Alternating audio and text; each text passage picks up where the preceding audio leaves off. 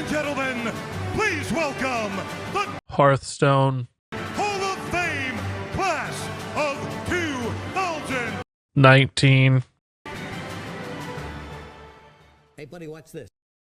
Okay, so maybe that was more the Hall of Memes class than the Hall of Fame class, but I do want to talk about potential Hall of Fame Hearthstone cards. Because if you don't know, every year with the standard format rotation for the last couple of years, Blizzard has added some cards to the Hall of Fame, essentially moving them from standard format to wild format. And I think that's probably going to happen again this year, and typically that announcement is made in the next week or two. So I wanted to posit some theories here that maybe these cards would be targets for the Hall of Fame. Now, I'm not necessarily saying I think these cards should be Hall of Famed, merely that there's evidence to suggest they might be. So let's go ahead and talk about these potential Hall of Fame cards. So up first here, I just want to get this suggestion out of the way because it's a little bit of an odd one, or maybe an even one.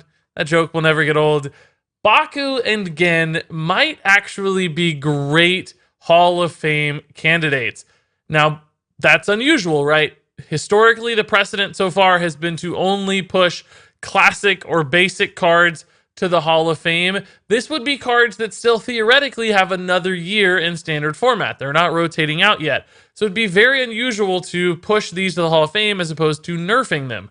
But Blizzard has talked a lot about how they want to address these two cards soon. And I think they're going to be hard to nerf and change. And Blizzard even teased they might be having some difficulties figuring out how you change these without like fundamentally altering their entire mechanics while still keeping them relatively playable. But they do know it's a problem because if these two cards stay in the meta for the next year, we're just going to see a lot more odd and even decks. Odd Paladin will probably always be a tier 1 deck. So how do you fix these cards without totally nerfing them or changing them, fundamentally altering them? Maybe you just move them to wild format. It would be different, it would be unexpected, but it could be a change that actually fixes the problem fairly elegantly. Now, I know that would have some negative repercussions on players who, go out and crafted these cards and crafted supporting cards for them. That would probably hurt their dust economy a little bit. It would be an unfortunate consequence, but I do think for the overall healthiness and freshness of the Hearthstone meta moving forward, it would probably be a good change. So, will Baku and Gen head to the Hall of Fame? I'm not sure, but I kind of think they should. Up next here is a card that also might surprise you. It's Stone Tusk Boar. Probably not a card that's at the top of most people's lists for cards that are dangerous to Hearthstone, but I do think Stone Tusk Boar as a very cheap charge minion creates some design restrictions and problems that Blizzard might want to address. That's most recently been expressed with the deck APM Priest, where you can create these, enormous boars hitting for ridiculous amounts of damage and killing basically any deck's health total with ease, as long as you're able to pull off the combo, thus the actions per minute or APM title for the deck. And we see there that that's just a really weird combination and concoction of cards that all add up into this ridiculous output. And because Stone Tusk Boar is so cheap, and that charge is always going to work, I think it's more problematic than something like Leroy Jenkins, which may be a card that's everywhere, but at 5 mana, it's much harder to create crazy scenarios. Stone Tusk Boar, so flexible, it creates problems. You see the same thing really in Quest Rogue to some extent. All those cheap chargers in Quest Rogue were always a problem too. That deck never would have been nearly as good without things like Stone Tusk Boar or Southsea Deckhand. But Southsea Deckhand, importantly, it has to have a weapon equipped, so it has some checks. Something like Bluegill Warrior is at least 2 mana, so it's a little bit harder to combine. Still could be a problem. But for Stone Tusk Boar, there are just so many ways to abuse this thing that it keeps other cards from doing neat and crazy and unusual things, so it becomes a restrictive element. Now, this is one I don't really care. I think Stone Tusk Boar could stay in the game and it would be fine. We'd probably never know the difference, but I have to imagine this is a card that comes up pretty often behind the scenes at Blizzard where they're like, no, wait, we can't do that. Stone Tusk Boar will be too big of a problem. And they've already shown this tendency to hate on charge cards. So maybe they'll finally get rid of this one, move it to the Hall of Fame, make that a wild format problem so that standard format can explore some crazy space that might otherwise not be possible. Moving on, this is a card that is probably on a lot of people's list. Maybe not as much lately because it has fallen out of popularity a little bit, but there have certainly been moments in Hearthstone's past where everybody hated Mind Control Tech, because it really is one of the best tech cards in Hearthstone. If your opponent plays a lot of stuff, you're going to steal something. And there's two real design issues with this card for me. Number one is the randomness, right? You can always steal that big thing or the one crazy thing, and that feels really bad if your opponent steals like your one good minion out of 7. Those moments happen far too often and are often game winning or game losing depending on your perspective. So one card having that big of an influence is a bit of a problem. Beyond that, I think as a tech card goes, Mind Control Tech might just be a little bit too swingy. There's a lot of good tech cards out there, and they usually just take something away from your opponent very efficiently. Think about things like secret removal, for instance, or weapon removal. Often it just removes an opponent's asset and rarely gives you a lot in return. I mean, Acidic Swamp Ooze, for instance, just destroys the weapon. Gluttonous Ooze, you get a little armor. Harrison, you get some card draw theoretically, but still not a huge tempo on-board swing. It's usually more resource or slower in its payoff, whereas Mind Control Tech can flip the tempo immediately, and it can flip it really hard, creating much, much bigger onboard swings. And because of that direct and immediate impact and the crazy RNG of it all, this is a far more frustrating tech card to play against than most cards out there. So I think that's why it becomes a target for so many people. And we've already seen Blizzard address this problem in Arena previously, where Mind Control Tech just not even offered in Arena anymore. So it does seem like a card that's on their radar. And even though we haven't seen it lately all that much, for the past, 5 years of Hearthstone, there are those little pocket metas for 3 or 4 months where this card becomes one of the most hated cards in the game. So maybe this will be a point where Blizzard finally touches Mind Control Tech, moves it to wild format, and removes that problem permanently. I have a love and hate relationship with Mind Control Tech, so I could go either way. I don't think it's the worst card in the game by any means or the most problematic, but I can see why it's frustrating to people. So if it were moved, I'd be totally fine with that. If it stays, I'm okay with that too. Moving on here, we have Mountain Giant. And the reason I'm including this card on the list is because, it turns out a turn 3 or turn 4 8/8 minion can be a really big problem. And believe it or not, a lot of decks and a lot of classes just don't have answers to a turn 3 8/8. So when your opponent or when you play Mountain Giant, you're often creating this moment very early in the game where you're kind of deciding the outcome right off the bat. It's either this is answered or it's not. If it's not, usually the 8/8 is going to lead to an extremely big advantage early or just an outright win from hitting your opponent in the face a couple times for 16 damage and just putting yourself in a great favorable position.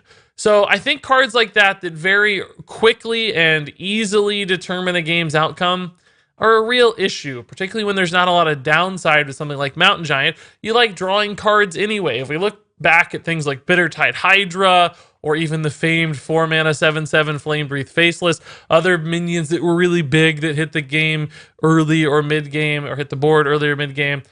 Those had downsides, right? Hydra, you could just die to all the damage.